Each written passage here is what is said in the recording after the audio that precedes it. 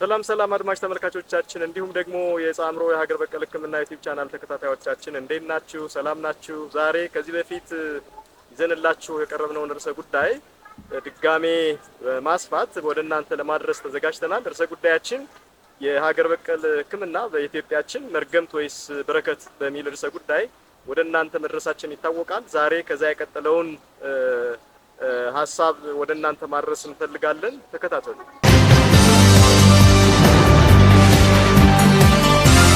የሀገራችን የሀገር በቀል ሕክምና ብዙ ሂደቶችን አልፎ እንደመጣ ባለፈው ቪዲዮአችን አይተናል። በተለይ በምን ተጽዕኖ እንዳለፈ ተጽዕኖዎቻችንን በደንብ ማየት ተገቢ እንደሆነ አይተናል። ከተጽዕኖዎቹ ለማስታወስ ያክል ሀገራችን ኢትዮጵያ በነበራት ጥንታዊ የንግድ ልውውጥ የሀገር በቀል ሕክምናችን ሀገር በቀል ፍጹም ሀገር በቀል ብቻ እንዳልሆነ አይተናል። እንዲሁም ደግሞ የክርስትናና የእስልምና እምነት ወደ ሀገራችን በመግባታቸውን ተከትሎም ይህ እውቀት ከሌሎች ሀገራት አብሮ መጥቶ መቀየጡንም እንዲሁ አይተናል።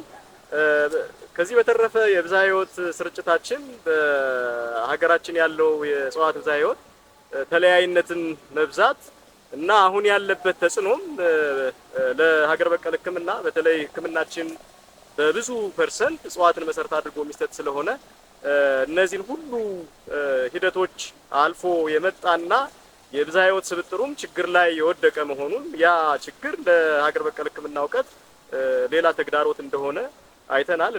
በዚህ ተጽዕኖዎች አልፎ የመጣው የሀገር በቀል ሕክምና ምን ቢስተካከልለት ምን ቢሆን የተሻለ ሊሆን ይችላል የሚለውን ሀሳቦች ዛሬ ወደ እናንተ ማድረስ እንፈልጋለን።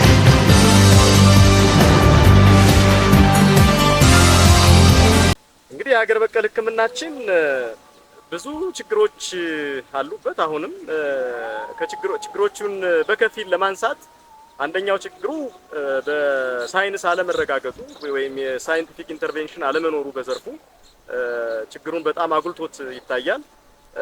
ብዙ ጊዜ የትምህርት ስርዓታችን ከሌሎች ሀገራት የተቀዳ ስለሆነ የሀገር በቀል እውቀቶች ላይ መሰረት አድርጎ ምርምሮች በስፋት አለመከናወናቸው እና ሳይንቲፊክ ኢንተርቬንሽን አለመኖሩ የሳይንሳዊ ምርምር በዘርፉ ላይ አለማደጉ በከፍተኛ ደረጃ ችግር ሆኖበት እስካሁን ድረስ ቆይቷል፣ ዘልፏል።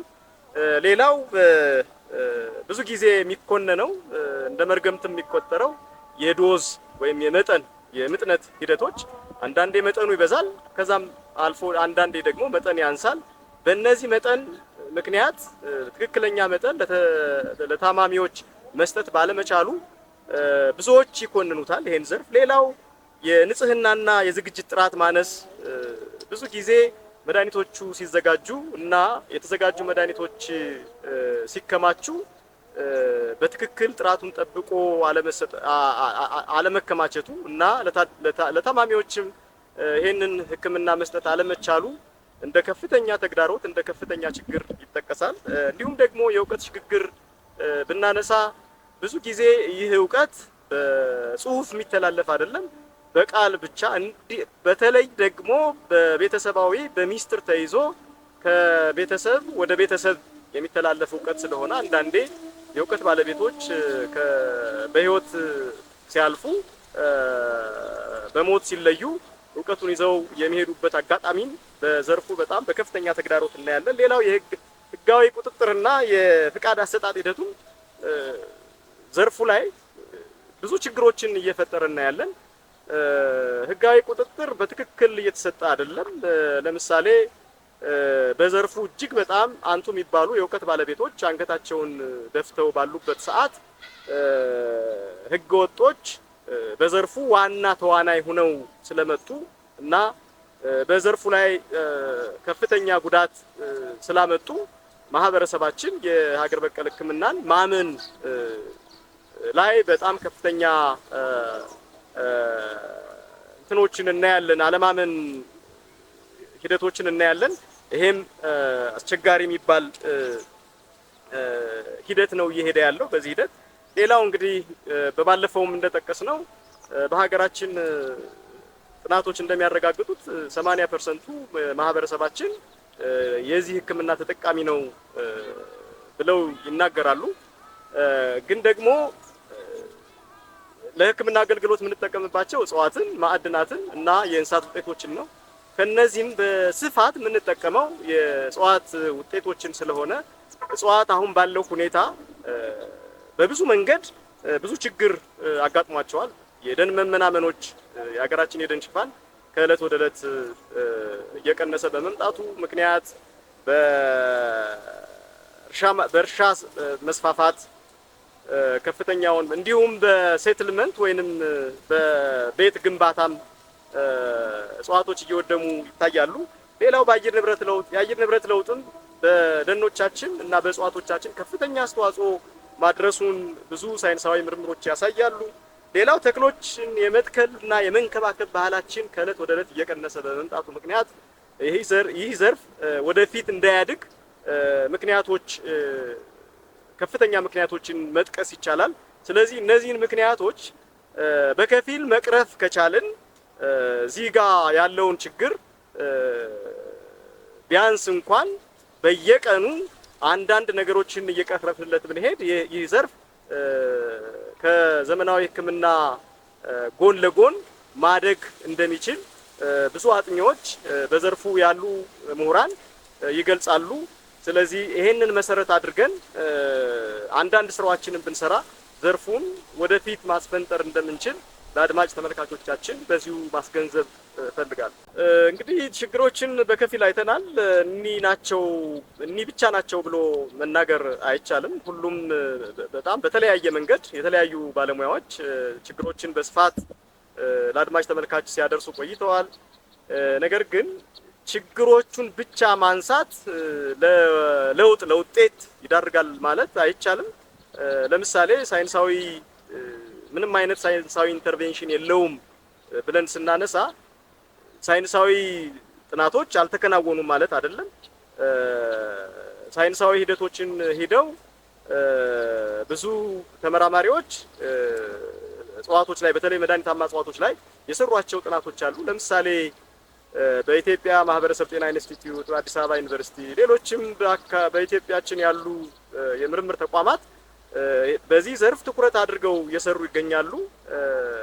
በስራቸውም የተወሰኑ እጽዋቶችን እውቀትን መሰረት አድርገው የአካባቢውን የማህበረሰቡን እውቀት መሰረት አድርገው የተወሰነ ሳይንሳዊ ሂደቶችን የሄዱባቸው እጽዋቶች አሉ። እነሱን ለአድማጭ ተመልካቾቻችን በከፊል ማስተዋወቅ እንጀምራለን። እነዚህን እጽዋቶች አድማጭ ተመልካቾቻችን እየተከታተላችሁ በጥናት የተረጋገጡ ስለሆነ ቢያንስ እንኳን በጥናት የተረጋገጡትን ሰፊው ማህበረሰብ እየተጠቀመ ዘርፉን እንዲያዳብር የምክረ ሀሳብ እናቀርባለን። ብዙ ምርምር ከተደረገባቸው እጽዋቶች በከፊል ዛሬ ማየት እንችላለን። ለምሳሌ የኮሶ ዛፍ ላይ ብዙ ምርምሮች ተከናውነዋል። በተለይ የኮሶ አበባ ኮሲን እና ኮሶቶክሲን የሚባል ኬሚካል አለው። ይህ ኬሚካል በዋናነት የሆድ ትላትል ላይ በጣም ፍቱን መድኃኒት እንደሆነ ተመራማሪዎቻችን ይገልጻሉ። በተለይ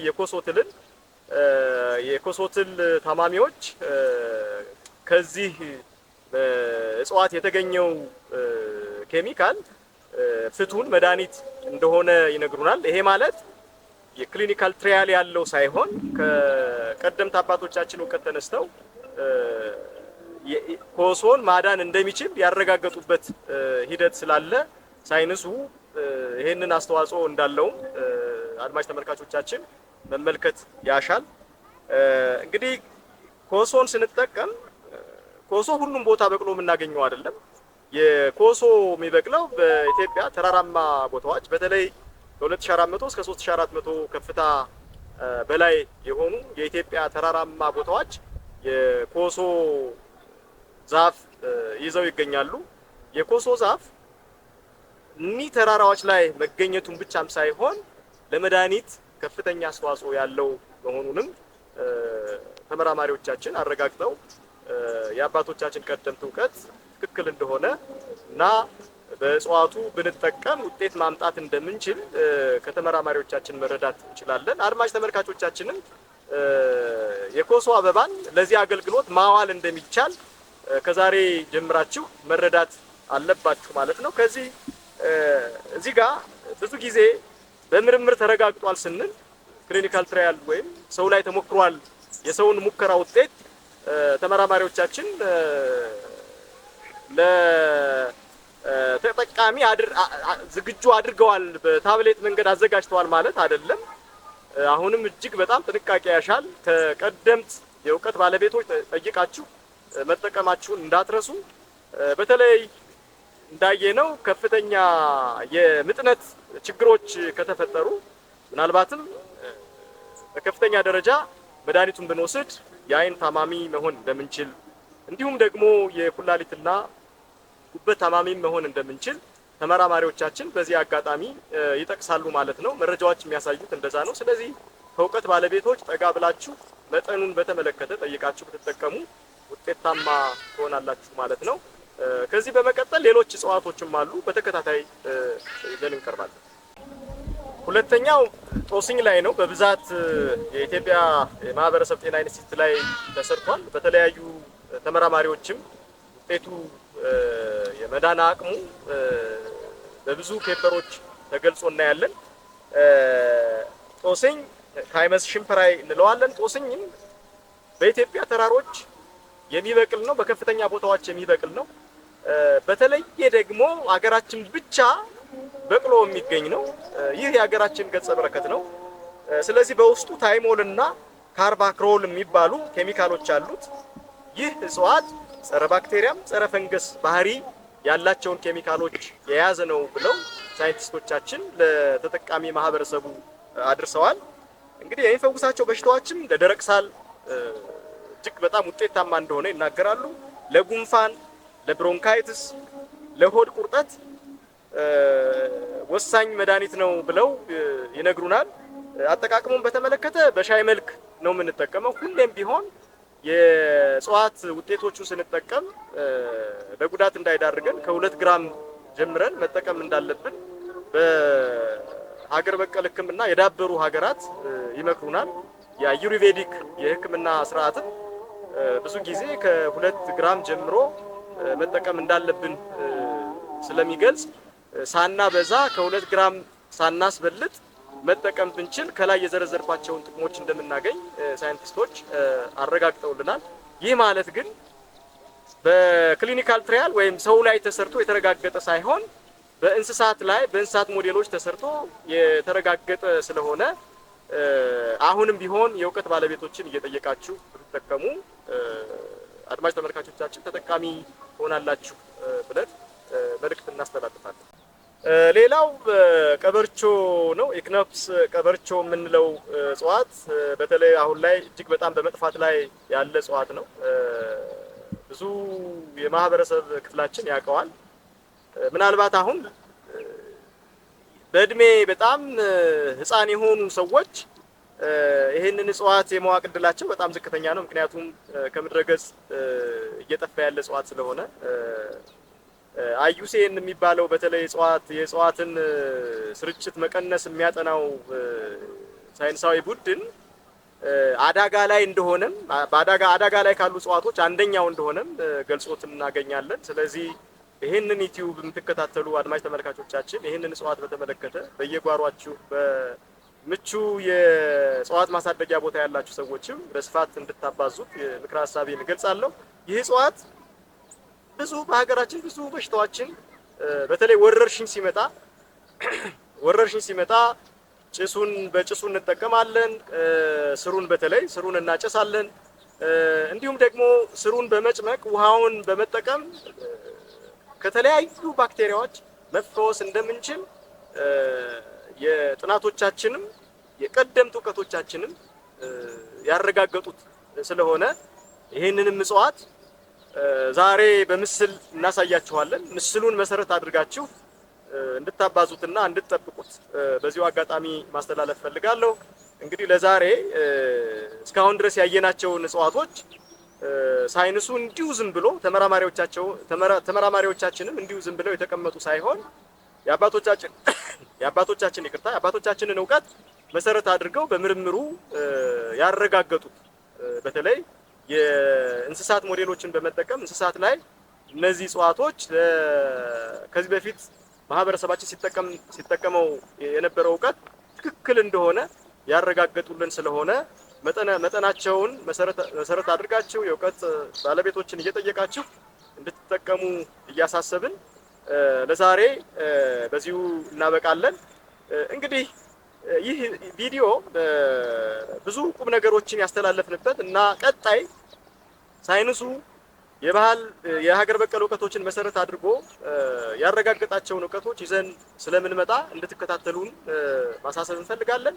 ይህ ቪዲዮም ለተለያዩ አድማጮች ደርሶ በተለይ በሳይንሳዊ መንገድ የተረጋገጡ እጽዋቶችን ቢጠቀሙ ከስጋት ነፃ ሆነው የተሻለ ውጤት ማምጣት እንደሚችሉ ስለምናስብ ስለምንገነዘብ ይሄንን ቪዲዮ ያያችሁ የተመለከታችሁ አድማጭ ተመልካቾቻችን በመጀመሪያ ሼር እና ሰብስክራይብ እንድታደርጉ በተለይ ደግሞ ይሄንን ቪዲዮ ለወዳጅ ዘመድ በመላክ እነዚህ የተረጋገጡ እውቀቶች በየቤቶቻቸው እንዲጠቀሙ ታደርጉ ዘንድ በዚሁ አጋጣሚ መልእክቶቻችን እናስተላልፋለን። ስላዳመጣችሁን ስለተከታተላችሁን ሁሌም እያዳመጣችሁ በኮሜንት ቦክሱ ኮሜንቶቻችሁን እየሰጣችሁ ይሄ ቢስተካከል፣ ይሄ በዚህ ቢቀጥል፣ እንደዚህ ብታደርግ፣ እንደዚህ ብትሰራ ያላችሁ የምታበረታቱን አድማጭ ተመልካቾቻችን በዚሁ አጋጣሚ ልናመሰግን እንፈልጋለን። እኛም ወደፊት እንቀጥላለን። እናንተም አብራችሁን በዚህ ዘርፍ የራሳችንን አሻራ ለማስቀመጥ ስለምንፈልግ አብራችሁን ትሆኑ ዘንድ እየጠየቅን ለምታደርጉት እገዛ እጅግ በጣም በአድማጭ ተመልካቾቻችን ፊት ምስጋናዬን አቀርባለሁ። ለዛሬው እዚሁ ይቆየን። በተከታታይ እነዚህንና መሰል እውቀቶችን ለእናንተ ይዘን ስለምንመጣ ለዛሬ እዚሁ እናቆማለን። ሰላም ሁኑ። ለሚቀጥለው በተለየ መንገድ በተለየ እውቀት ወደ እናንተ እንመጣለን። ስላዳመጣችሁ እናመሰግናለን።